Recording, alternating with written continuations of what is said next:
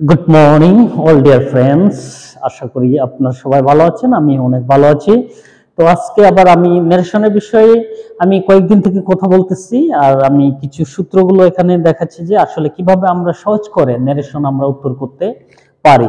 এই নেরেশনটা আমরা দেখি যে আসলে এটা গুরুত্বপূর্ণ একটা প্রশ্ন, যে প্রশ্নকে আমরা অনেক সহজে কিন্তু উত্তর করতে পারবো না। এটা উত্তর করার জন্য আমাদেরকে অনেক কিছু জানতে হচ্ছে, অনেক কিছু বিষয় রয়েছে, কারণ এই নেরেশনে এমন জিনিস একটা যেখানে পয়েন্টে পয়েন্টে এটা কিন্তু চেঞ্জ করতে হচ্ছে ওয়ার্ড গুলো, সেই জন্য আমাদেরকে অনেক কিছু জানতে হচ্ছে। সো এই নারেশনের যে বিশেষ যে প্রয়োজনীয় বিষয়গুলো রয়েছে সেগুলোর মধ্যে আমি কয়েকটা তুলে ধরেছি, এবং আজকে আমি টেন্সকে আমরা কিভাবে পরিবর্তন করব। আমরা সবসময় দেখেছি যে নারেশনের বিষয়ে সেখানে টেন্স পরিবর্তন হচ্ছে, কিন্তু আমরা জানি এই টেন্সকে কিভাবে আমরা পরিবর্তন করতে পারবো। তাহলে যারা টেন্সে দুর্বল, যারা টেন্স ক্লিয়ার নয়, তাদের জন্য কিন্তু এটা অনেক কঠিন হয়ে যাবে। এখানে শুধু আমরা দেখাবো যে আমরা ডাইরেক্ট নেরেশনে যদি এই টেন্স থাকে, ইনডাইরেক্ট নেরেশনে আমরা বা ইনডাইরেক্ট স্পিচে সেটাকে আমরা কিভাবে পরিবর্তন করব। তাহলে এক নম্বর এখানে যদি ডাইরেক্ট স্পিচে যদি প্রেজেন্ট ইনডিফিনিট টেন্স থাকে, তাহলে এটা বলতে হবে প্রেজেন্ট ইনডিফিনিট যদি টেন্স থাকে, প্রেজেন্ট ইনডিফিনিট টেন্স যদি থাকে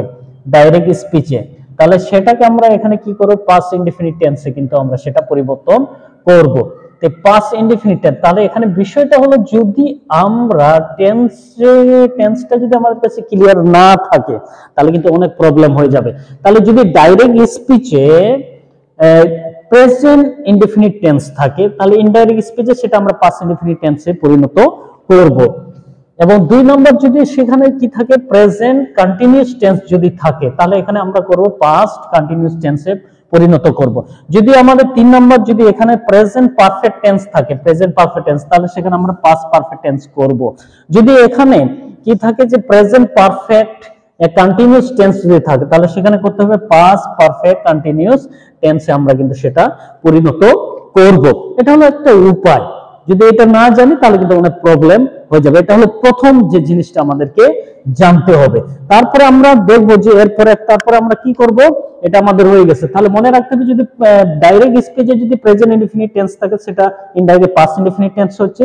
তাহলে প্রেজেন্ট কন্টিনিউয়াস থাকলে পাস্ট কন্টিনিউয়াস হচ্ছে, প্রেজেন্ট পারফেক্ট থাকলে পাস্ট পারফেক্ট হচ্ছে, প্রেজেন্ট পারফেক্ট কন্টিনিউয়াস টেন্স থাকলে পাস্ট পারফেক্ট কন্টিনিউয়াস টেন্স হয়ে যাচ্ছে। এটা আমাদেরকে মনে রাখতে হবে। তারপরে কি হচ্ছে, যদি ডাইরেক্ট স্পিচে এখানে যদি পাস্ট ইনডিফিনিট টেন্স থাকে, পাস্ট ইনডিফিনিট টেন্স থাকে, সেটাকে আমরা কি করব, তাহলে সেটাকে আমরা করব যে এখানে তাহলে আমরা এখানে পাস্ট পারফেক্ট টেন্সে আমরা সেটা নিয়ে যাচ্ছি, পাস্ট পারফেক্ট টেন্স। তাহলে পাস্ট পারফেক্ট টেন্সে আমরা নিয়ে যাচ্ছি। যদি এখানে পাস্ট কন্টিনিউয়াস টেন্স থাকে, তাহলে এখানে আমরা পাস্ট পারফেক্ট কন্টিনিউয়াস টেন্সে আমরা কিন্তু সেটা নিয়ে যাব। এটা হলো সূত্র। তো এরপর আর কি কি থাকতে পারে, এরপর আছে আমরা জানি যদি এখানে সেল থাকে, যদি এখানে সেল হয় তাহলে এখানে কি হবে, আমরা এখানে শুড ব্যবহার করতে পারতেছি, এটা ফিউচার টেন্সের জন্য। যেখানে যদি উইল থাকে তাহলে কি করব, আমরা এখানে উড ব্যবহার করতেছি। এটা হলো টেন্স পরিবর্তনের একটা বিষয়। তাহলে এই হলো টেন্স পরিবর্তন। আরো কিছু বাকি জিনিসগুলো রয়েছে সেগুলো আমি কমপ্লিট করে দেখাচ্ছি এখানে। তাহলে সেটা আমাদেরকে জানতে হবে। এটা হলো ডাইরেক্ট এবং ইনডাইরেক্ট করার সময় আমরা টেন্সকে এইভাবে পরিবর্তন করতে পারি। তারপরে এখানে উইল দেখালাম। তারপরে কি আছে এখানে, তারপরে হলো যদি এখানে হেড থাকে তাহলে এখানে আমরা সেটা হেড করে দিতে পারি।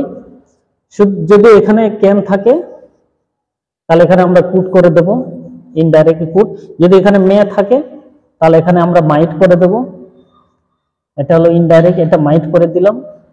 যদি এখানে মাস্ট থাকে তাহলে এখানে আমরা হেড টু করে দেব, এটা হলো টেন্স পরিবর্তনের মূল জিনিসগুলো। আরো কিছু বাকি রয়েছে, সেগুলো আমি দেখাই। তো এইটা হলো বিশেষ গুরুত্বপূর্ণ একটা। যদি এখানে এম ইস আর থাকে তাহলে আমরা এখানে সাবজেক্ট অনুযায়ী আমরা ওয়াস ওয়্যার করবো। এটা সাবজেক্ট অনুযায়ী আমাদেরকে দেখতে হবে, সেটা ওয়্যার করলাম। এটা হলো একটা বিষয়।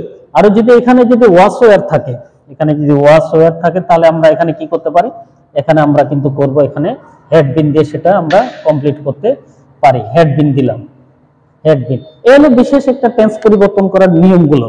এই নিয়মগুলো যদি আমরা ফলো করি তাহলে অনেক ইজি করে আমরা এখানে কিন্তু টেন্স পরিবর্তন করতে পারবো। মনে করি এখানে ওয়াস ওয়্যার তাহলে এখানে ডাইরেক্ট আমি কি করতে পারলাম, এখানে হেড বিন দিয়ে দিলাম।